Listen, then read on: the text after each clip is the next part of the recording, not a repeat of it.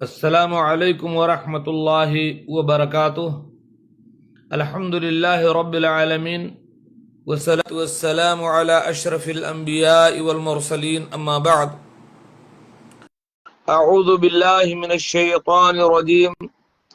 ومن احسن قولا ممن دعا الى اللہ وعمل صالحا وقال اننی من المسلمین، وقال اللہ تعالی فذکر بالقرآن من یخاف وعید، وقال النبی صلی اللہ علیہ وسلم خیرکم من تعلم القرآن وعلمہ۔ اللہ رب العالمین کے فضل و کرم سے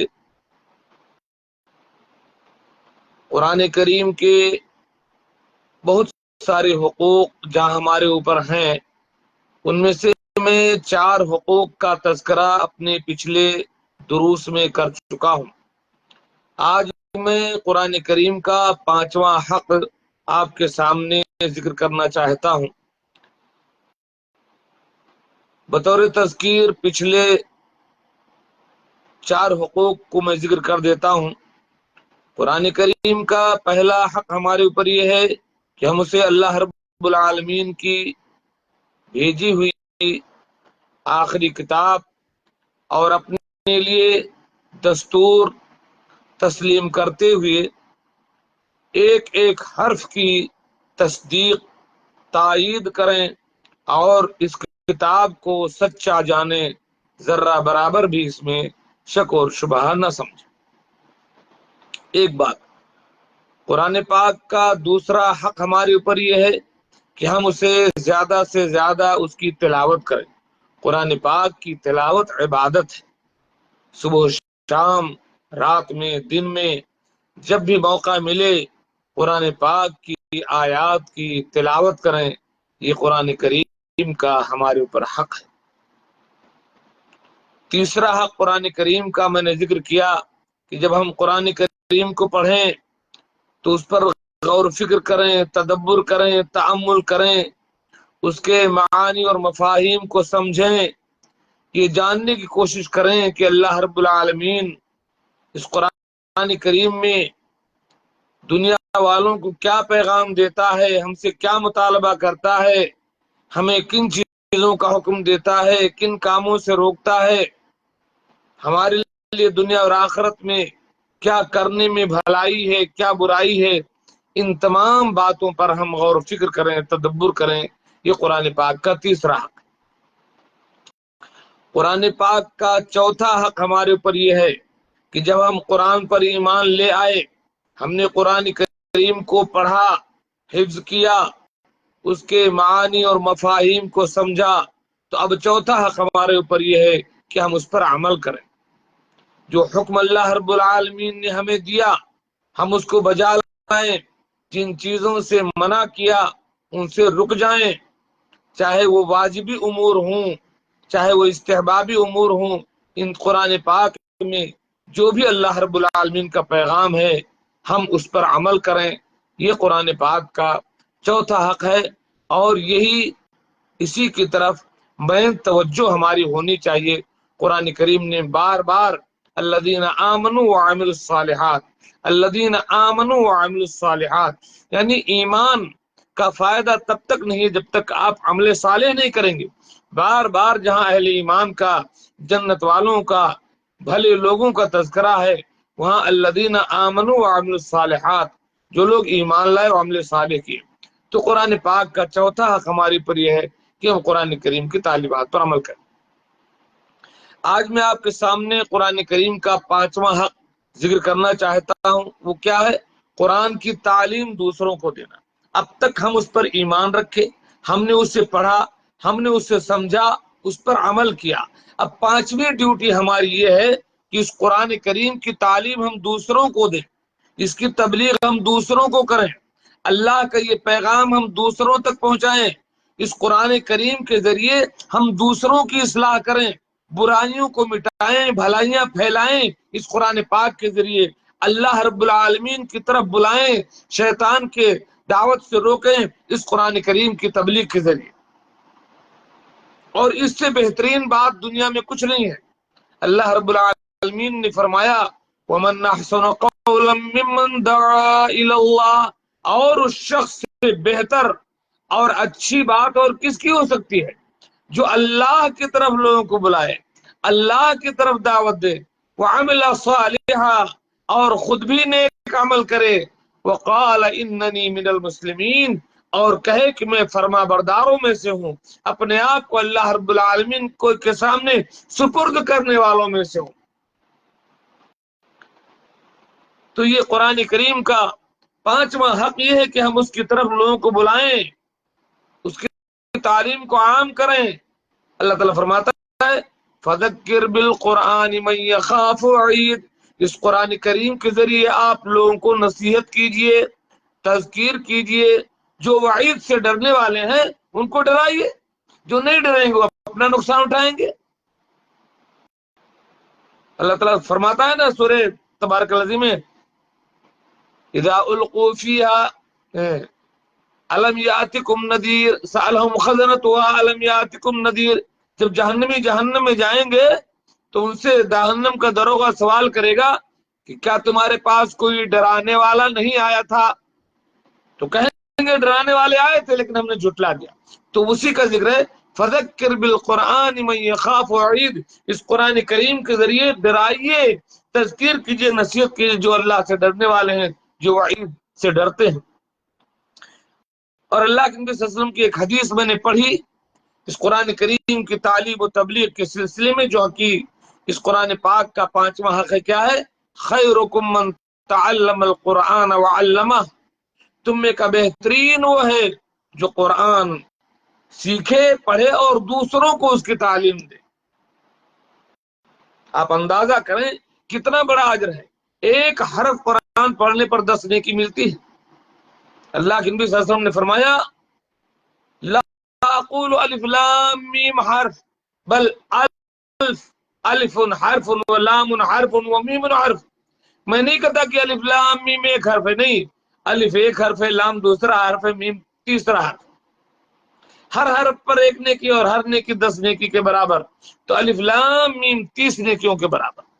تو ظاہر بات ہے جو آدمی خود پڑھتا ہے اور دوسروں کو اگر تعلیم دیا تو اس کی نیکیاں بھی آپ کے حصے میں، وہ تو اپنا حصہ پائے گا ہی۔ جتنے حروف قرآن کے پڑھے گا ہر حرف پر 10 نیکی آپ کے حصے میں۔ جتنے لوگوں کو بھی آپ نے قرآن کی تعلیم دی ہوگی، جتنے لوگوں کو آپ نے سورہ فاتحہ سکھایا ہوگا، جتنے لوگوں کو آپ نے قل اللہ احد سکھایا ہوگا، جتنے لوگوں کو آپ نے آیت الکرسی پڑھائی ہوگی، جتنے لوگ آپ کے گاؤں میں، آپ کے طلبہ میں، آپ کے بستی میں، آپ کی کمپنی میں جتنے لوگ قرآن آپ سے پڑھیں گے، جن کو آپ نے متوجہ کیا، پڑھانا بھی ضروری نہیں، آپ نے ان کو توجہ دلا دی کہ قرآن پڑھو، تو جب وہ قرآن پڑھیں گے ہر ہر پر 10 نیکی جہاں وہ پائیں گے، وہیں آپ کے بینک کے کھاتے میں بھی ہر پر 10 نیکی ہر آدمی کی طرف سے لکھی جائے گی۔ تو یہ قرآن کا پانچواں حق ہے، خیرکم من تعلم القرآن وعلمہ، تم میں کا بہترین وہ ہے شخص جو قرآن پڑھے اور پڑھائے، سیکھے اور سکھائے۔ اور اللہ تعالیٰ فرماتا ہے یا ایھا الرسول بلغ ما انزل الیک من ربک، اے رسول آپ کے رب کی طرف سے آپ پر جو اتارا گیا اس کی تبلیغ کیجئے۔ یہ ڈیوٹی ہے اللہ کے نبی صلی اللہ علیہ وسلم کی، اور اللہ کے نبی صلی اللہ علیہ وسلم کے بعد امت مسلمہ کی ڈیوٹی ہے۔ یہ جو حکم اللہ کے نبی صلی اللہ علیہ وسلم کو دیا گیا ہے، وہ ڈیوٹی آپ کے چلے جانے کے بعد امت محمدیہ کے ایک ایک فرد کی ہے کہ وہ تبلیغ کرے۔ اللہ کے نبی نے حجۃ الوداع میں کہا تھا کہ فَلْيُبَلِّغْ الشَّاهِدُ الْغَائِبَ، جو لوگ حاضر ہو میری بات سن رہے ہو دوسروں تک پہنچا دو۔ تو جس کو بھی قرآن کی بات معلوم ہے، دین کی بات معلوم ہے، اس کی ڈیوٹی ہے کہ وہ دوسروں تک اس بات کو پہنچائے، حق کی تعلیم دے، برائی سے روکے۔ إِلَّا الَّذِينَ آمَنُوا وَعَمِلُوا الصَّالِحَاتِ، خسارے میں وہ لوگ نہیں جو ایمان لائے اور عمل صالح کیے، وَتَوَاصَوْا بِالْحَقِّ، اور جنہوں نے آپس میں ایک دوسرے کو حق بات کی وصیت کی، وَتَوَاصَوْا بِالصَّبْرِ، اور آپس میں ایک دوسرے کو صبر کی تلقین کی۔ تو یہ دین کی تعلیم، قرآن کی تبلیغ، یہ اللہ کے نبی صلی اللہ علیہ وسلم کی ڈیوٹی کے ساتھ ساتھ آپ کے جانے پر ہمارے اوپر فرض ہوتی. اللہ کے نبی صلی اللہ علیہ وسلم نے فرمایا تھا بلغوا عنی ولو آیا، میری طرف سے ایک آیت بھی اگر تمہیں پتا ہے، ایک بات بھی دین کی پکی معلوم ہے، تو دوسروں تک تبلیغ کرو، یہ قرآن کا حق ہے. وَإِن لَمْ تَفْعَلْ وَإِن لَمْ تَفْعَلْ فَمَا بَلَّغْتَ رِسَالَتَهُ، اے نبی اگر آپ نے ایسا نہیں کیا تو گویا کہ آپ نے اللہ کے پیغام کو پہنچایا ہی نہیں. وَاللَّهُ يَعْصِمُكَ مِنَ النَّاسِ، اور اس تبلیغ میں، اس تعلیم میں آپ ڈریے نہیں، کوئی مائی کا لال کچھ نہیں کر سکتا اگر اللہ نہ چاہے. اللہ آپ کو لوگوں سے بچائے گا. ان اللہ لا یہدی القوم الکافرین، اللہ تعالیٰ کافروں کو ہدایت نہیں دیتا. تو چل رہی ہے بات قرآن کے پانچویں حقیقی، قرآن کی تعلیم کو دوسروں تک ہمیں پہنچانا ہے. کنتم خیر امۃ اخرجت للناس تأمرون بالمعروف وتنہون عن المنکر، تم ایک بہترین امت ہو، تمہیں لوگوں کے لیے نکالا گیا ہے، تمہاری ڈیوٹی ہے کہ تم بھلی باتوں کا حکم دیتے ہو، بری باتوں سے روکتے ہو. وتؤمنون باللہ، اور اللہ پر ایمان رکھتے ہو. ہمیں اکیلے اچھا نہیں بننا ہے، دوسروں کو اچھا بنانا ہے. چراغ جلتا ہے تو دوسروں کو روشنی دیتا ہے. اندھیرے میں ہم چراغ ہیں جنہیں قرآن کی بات معلوم ہے، نبی صلی اللہ علیہ وسلم کی بات معلوم ہے. آپ کے جانے کے بعد ہماری ڈیوٹی ہے کہ ہم دوسروں تک اللہ کی باتیں پہنچائیں. جو لوگ بھلی بات نہیں جانتے ان کو بھلی بات بتائیں، نماز کی طرف بلائیں، شرک سے روکیں، بدعت سے روکیں، اپنے بچوں کو صحیح تربیت دیں، ماں باپ کو دین کی بات بتائیں، گاؤں محلے کے لوگوں کے درمیان قرآن کو عام کریں جو لوگ نہیں جانتے. اور فرماتا اللہ تعالیٰ سورہ عنکبوت میں اتل ما اوحی الیک من الکتاب، یہ کتاب جو آپ کی طرف وحی کی گئی اس کی تلاوت کیجئے، اس کی تبلیغ کیجئے، اس کو بیان کیجئے. وَأَقِمِ الصَّلَاةَ، اور نماز قائم کرو. إِنَّ الصَّلَاةَ تَنْهَىٰ عَنِ الْفَحْشَاءِ وَالْمُنکَرِ، یقیناً نماز فحش اور منکر سے روکتی ہے. وَلَذِكْرُ اللَّهِ أَكْبَرُ، اور اللہ کا ذکر سب سے بڑا ہے. وَاللَّهُ يَعْلَمُ مَا تَصْنَعُونَ، اللہ ہر اس چیز کو جانتا ہے جو تم کرتے ہو. دین کی تبلیغ، دین کی تعلیم، قرآن کی تبلیغ، یہ قرآن کا حق ہے. وَلْتَكُن مِّنكُمْ أُمَّةٌ يَدْعُونَ إِلَى الْخَيْرِ، تم میں ایک جماعت ایسی ہونی چاہیے جو لوگوں کو خیر کی طرف بلائے. وَيَأْمُرُونَ بِالْمَعْرُوفِ وَيَنْهَوْنَ عَنِ الْمُنکَرِ، معروف کا وہ لوگ حکم دیں، برائی سے روکیں. وَأُولَٰئِكَ هُمُ الْمُفْلِحُونَ، جو لوگ بھی دوسروں کو دین کی تعلیم دیتے ہیں، دوسروں کو بھلی بات بتاتے ہیں، دوسروں کو برائی سے روکتے ہیں، قرآن کہتا ہے کہ وہی لوگ کامیاب ہیں.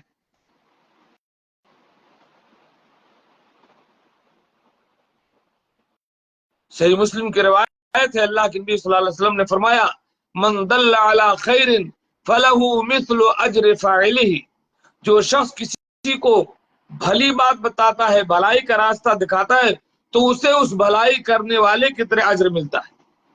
ایک آدمی کو آپ نے نماز کے لیے ابھار دیا کہ قرآن کہتا ہے نماز پڑھو، بھائی نہیں پڑھتا تھا، آپ کے کہنے سے وہ نماز پڑھنے لگا.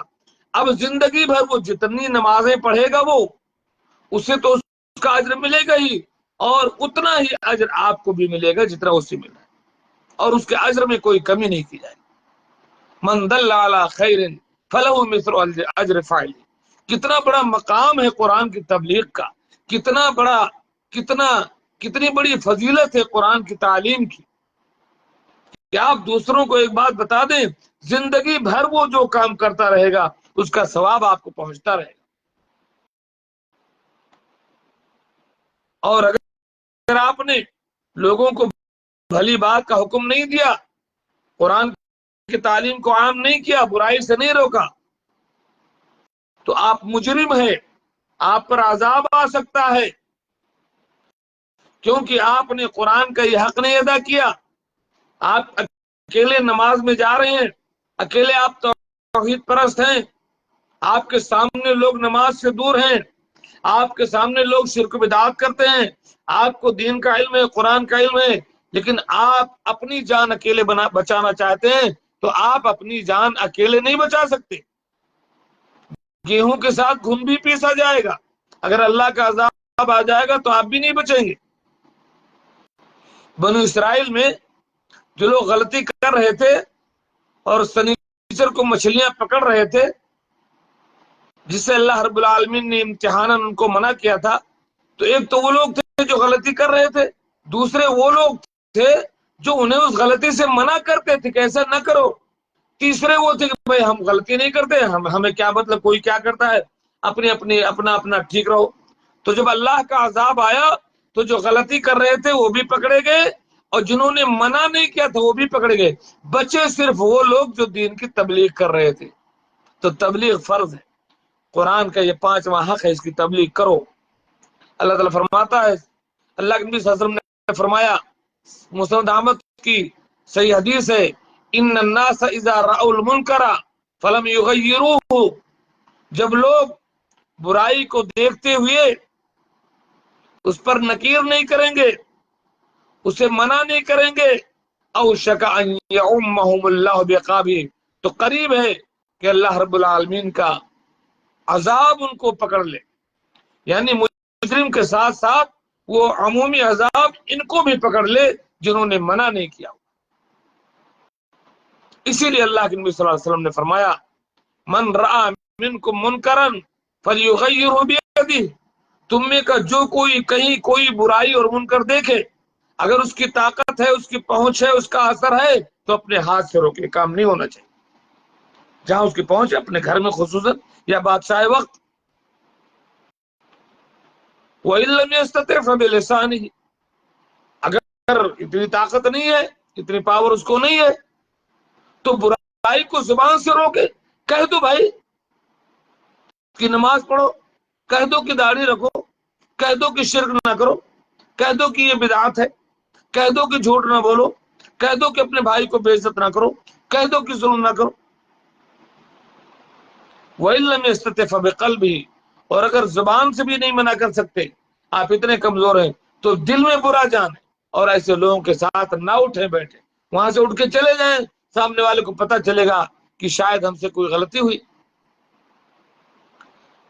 تو نیکی کا حکم دینا اور برائی سے روکنا یہ آپ کی ڈیوٹی ہے. اگر اللہ رب العالمین نے آپ کو حکم دیا تو قرآن کی تبلیغ، قرآن کی تعلیم، یہ قرآن کریم کا 5واں حق ہے.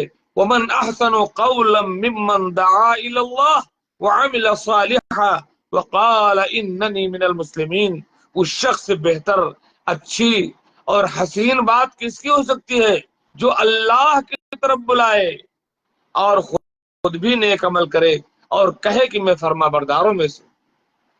دعوت حق کے لیے صرف یہی نہیں کہ بھائی آپ کو حق کہنا ہے، بلکہ آپ کو لحاظ کرنا ہوگا کہ جس سے آپ بات کر رہے ہیں اس کی نفسیات کیا ہیں، اس کے خیالات کیا ہیں، اس کے رجحانات کیا ہیں. آدمی کے ذہن کے حساب سے، آدمی کے مقام و مرتبہ کے حساب سے، آدمی کے علم کے حساب سے، آدمی کے حالات کے حساب سے آپ لوگوں سے گفتگو کریں، آپ ان کے اوپر دین پیش کریں، ان کے حالات کے حساب سے انہیں برائی سے روکیں اور نیکی کا حکم دیں. الٹپ نہیں، کیونکہ اللہ رب العالمین نے فرمایا ادعو الی سبیل ربک بالحکمت والموعظۃ الحسنہ، اللہ کے راستے کی طرف بلاؤ حکمت کے ساتھ، بھلی نصیحت کے ذریعے. وجادلہم باللتی ہی احسن، اور ان سے مجادلہ کرو، مباحثہ کرو ایسے طریقے سے جو احسن طریقہ. اپنی بات منوانا نہ مقصد ہو، اپنی بات اونچی رکھنا مقصد نہ ہو. مقصد کیا ہے کہ یہ مریض ہے، میں علاج کر رہا ہوں سے اللہ تعالیٰ شفا دے، یہ گمراہی سے نکل آئے. اللہ کے نبی صلی اللہ علیہ وسلم رات بھر تہجد پڑھتے تھے، روتے تھے ان لوگوں کے لیے جو دن میں آپ کو گالیاں دیتے تھے اور آپ پر تالیاں بجاتے تھے.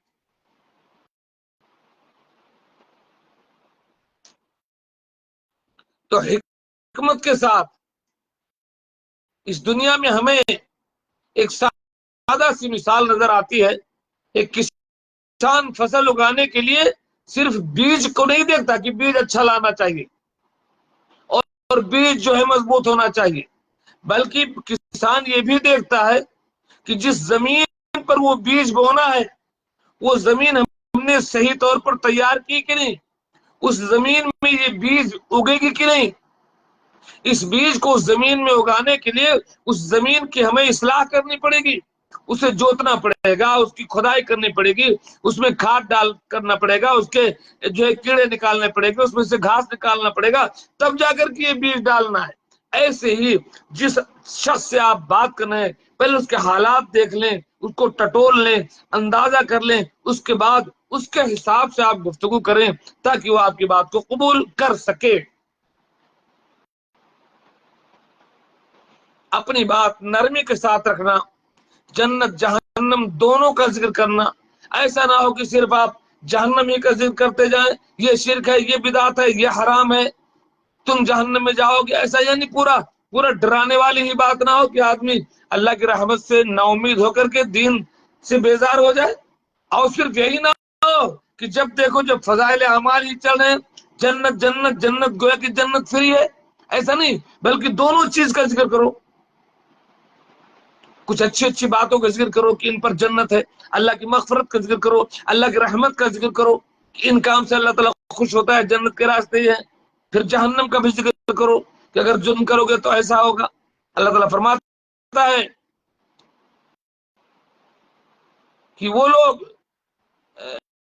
یدعون ربهم خوفا وطمعا، وہ اپنے رب کو پکارتے ہیں ڈرتے ہوئے، لالچ کرتے ہوئے، اللہ کے عذاب سے ڈرتے ہوئے اور جنت کی لالچ کرتے ہوئے۔ دونوں چیزیں ایمان بین الخوف والرجاء، ایمان ڈر اور امید دونوں کے بیچ میں، جہنم کا ڈر ہونا چاہیے، جنت کی امید ہونی چاہیے۔ اور اللہ تعالیٰ فرماتا ہے نبئ عبادی انی انا الغفور الرحیم، میرے بندوں سے کہہ دو کہ میں بہت بخشنے والا مہربان ہوں۔ یہی نہیں، پھر دوسری بات بھی بتا دو وَأَنَّ عَذَابِي هُوَ الْعَذَابُ الْعَلِيمُ، اور میرا عذاب بہت دردناک عذاب ہے۔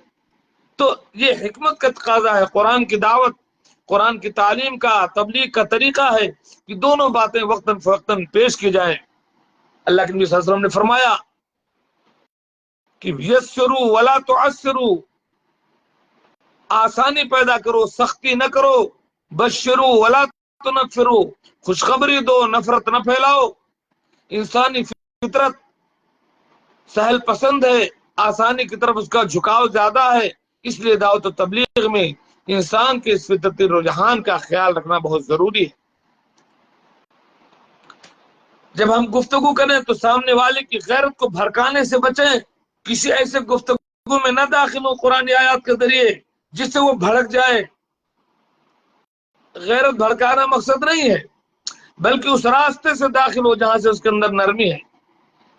ایک داعی اللہ کو چاہیے کہ مخاطب کی مذہبی غیرت اور اہمیت کو بھڑکانے سے بچے، سامنے والے کا دل ڈائریکٹ زخمی نہ کرے۔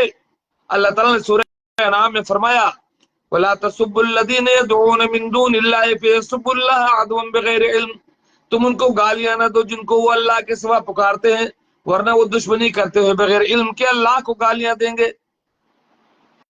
کسی دھرم گرو کو ہمیں برا بھلا نہیں کہنا ہے، کسی کے بھگوان کو گالی نہیں دینا ہے، ہمیں اپنی بات رکھنی ہے، یہ سچ ہے، یہ غلط ہے، یہ توحید ہے، یہ شرک ہے، یہ سنت ہے، یہ بدعت ہے، یہ حلال ہے، یہ حرام ہے، یہ مستحب ہے، یہ خلاف ہے۔